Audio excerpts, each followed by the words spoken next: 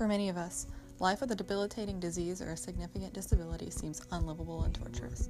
However, millions of people with disabilities continue to live the good life despite their conditions, finding their strength through community support and religion. Community support is integral for those who are disabled, as having support can help them feel accepted, and psychologically speaking, community support prevents the disabled from feeling like an outgroup, allowing them to feel welcomed and happy. One example of community support allowing someone with a disability to thrive is Kayla Montgomery. Kayla was just 14 when she learned she had multiple sclerosis, after sustaining an injury that caused her legs to go numb. Eventually, doctors helped her regain feeling in her legs, but she had to give up playing soccer. However, she decided to take up running, despite the fact that running triggered her MS and made her legs go numb. Kayla was average at first, but through overwhelming support from her team in the running community, particularly her phenomenal coach, she was able to feel welcome and make the most of her limited time that she could be active, and she became a state champion. But more importantly, Kayla was able to become happy as part of the community. Conversely, many people turn to religion to cope with disability.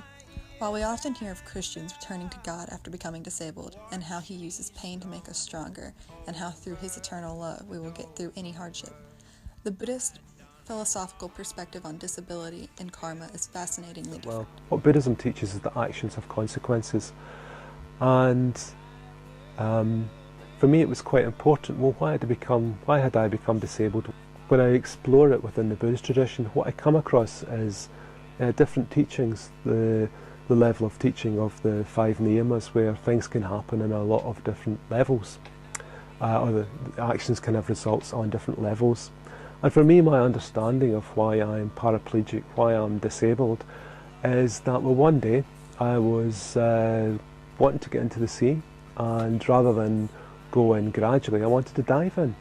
And I was a bit reckless, and instead of just walking gradually into the sea, I climbed up onto some rocks 9 foot high and dived into the sea without carefully looking enough to see what was diving into. So I dived in, and my head hit a rock, and I ended up breaking my back and becoming paraplegic.